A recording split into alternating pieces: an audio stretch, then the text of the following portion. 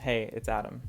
So today I'm going to be doing a little bit of an experiment. This is I'm like inspired by someone else. I did not make this up. But if you have watched Caitlin Louise's channel, which is also known as Plant Life in the Tropics, if you search up her channel or other of her social medias like TikTok, Instagram, YouTube, you'll see that she grows her plants on boards or on planks. She also mainly grows them in like a hydroponic setting, like either just plain water or like leca. And she's had like super good success. Her plants look crazy amazing and like they're growing super fast and mature.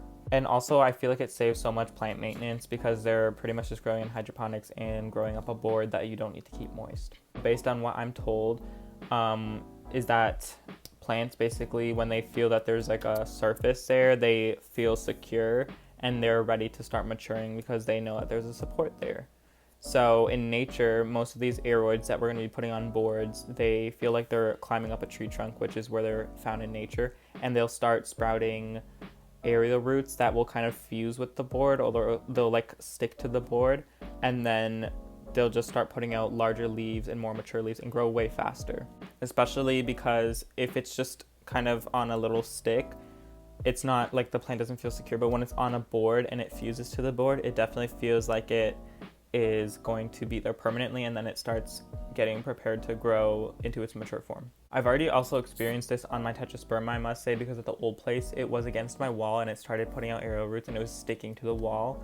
The problem is that the wall, when it's on there, you can't move the plant, and also it kind of damages the wall a little bit, so the planks will be a little bit easier.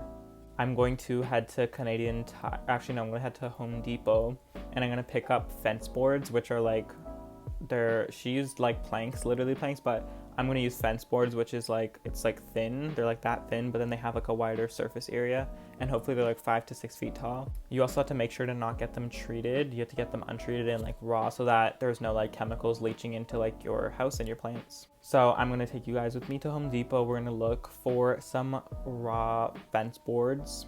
You can also use like wood that you have lying around, but I don't want to bring anything dirty in the house, so I'll also show you some of the plants that I'm planning on putting on the planks. Okay, so first I have my Mangela pothos, and this is already in a hydroponic setup. This is leca, and I put in this little like paint mixing stick, and it hasn't really done anything because I don't know, it's kind of shaky. So I think I want to try putting this one on a board, and yeah, hopefully I can make it more secure so that it's not moving around everywhere. Next, I want to try putting my silver sword philodendron on a plank. For now, this one has a stake, so I think I might wait for this one. But also at the old place, it was growing aerial roots as well. So I think it will also enjoy being on the board. I 100% want to put my Adansonii on the board. It's already in a hydroponic setup as well. I was inspired by her to start growing it in only water, and it's just put out like so much roots. And then I think I definitely want to put my varicosum on a board as well. Because it's becoming top heavy. So I think it needs to be on a board probably soon. So those are the 4 plants that I want to put on boards. I'm just going to get 3 planks and just start with that. So I think I'll choose the Adansonii, the varicosum, and the Mangela. And I'm going to look for some raw fence boards, and we will experiment and see if this works. Alright, so I just arrived at Home Depot, and earlier before I came here, I actually went to Canadian Tire because it's across the street. And I got this indoor plant spray. It treats thrips. I found this from Wildfern's channel. If you've followed her, she's been talking about how she's treating her thrips with this, and it's been working well. I also have thrips, and I do not mess around with thrips. I do not play with thrips. I've been trying every home remedy, and no matter how many times you spray, they still come back. So I can't wait to try this out.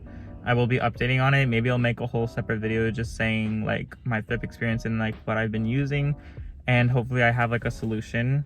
In the meantime, I'm at Home Depot now. I'm gonna go look for the wood planks, or I'm trying to look for fence boards because I want something thin and flat. So I'm gonna look for fence boards. I'll ask them for 3 raw fence boards, and hopefully they're around 5 to 6 feet tall. And yeah, I'll update.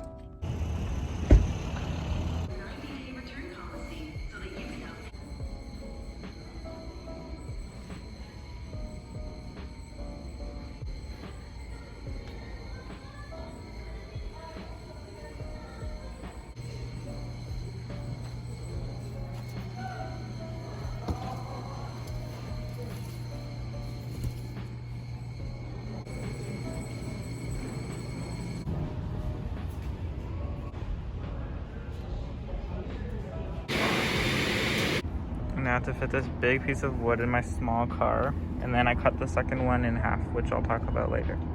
All right, so I ended up getting the wood in the car.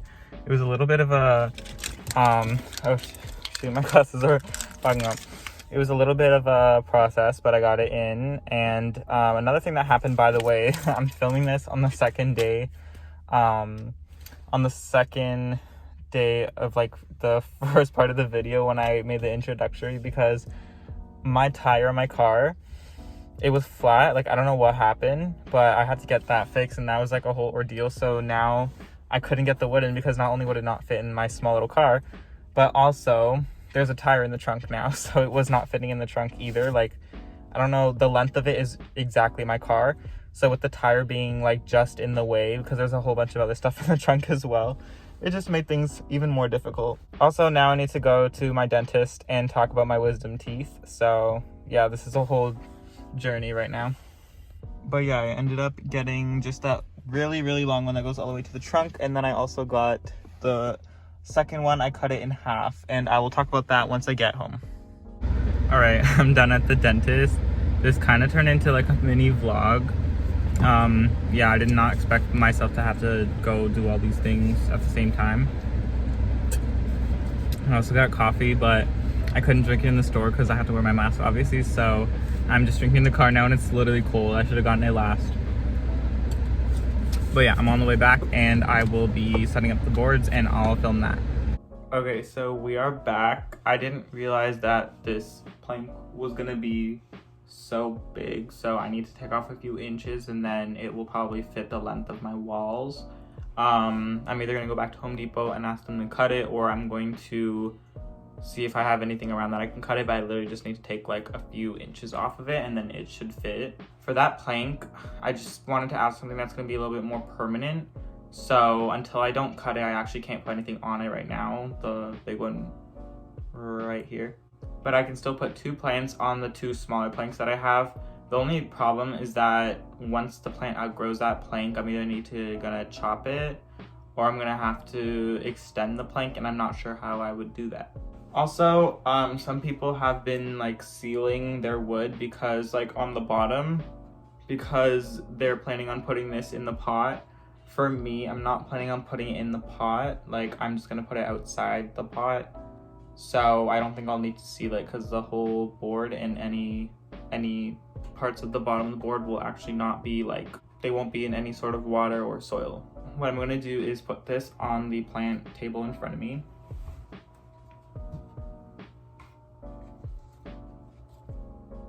All right, so it just barely fits underneath my banner there, so yeah, I'm gonna have to try. I know it looks weird now, but once the plant grows out on it, it should cover the board and you'll just see green. So I think for now this is okay. It's an experiment. I'm going to start with my Adansonii, and I'm just gonna leave it in what it is. It's just in water, and it's been doing very well in just water. It's been putting out 100,000 billion roots, and it now is working on a new leaf. This one grew in weird because that's when I made the transition from soil to water.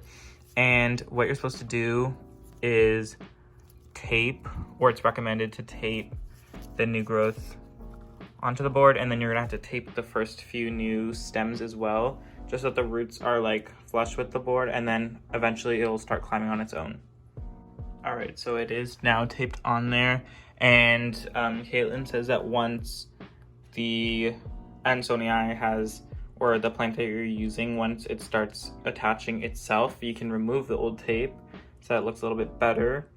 And yeah, from now on, it should start, the new growths and leaves should start attaching to the board, and it should just grow up and get more mature and more mature. All right, and then for the next one, I moved the varicosum where I want it to be, and I had to adjust the moon banner as well, but now everything fits. And so it's in moss right now. I definitely don't plan to keep it in moss forever, but I'm still gonna just attach to the board, and then I'll just see how I can repot it in the future. For now, I'm just gonna stick to the board, and then hopefully it attaches soon. Let me just tape it, and then I'll show what it looks like taped. And this is what they both look like. It's now taped, and hopefully where those aerial roots are taped, hopefully they start attaching, and then the new growth just continues on its own. So I guess that concludes the experiment. I will be posting updates as they happen. For the large board, until I don't cut it, I can't really put anything on it yet, but I'm planning on putting some sort of epipremnum, whether it's Cebu Blue or Mandula or something like that. But yeah, for now that's how they will be looking, and I can't wait to give more future updates, and hopefully I have a very positive one of them attaching the poles and becoming huge, mature, large plants. Thanks for tuning in.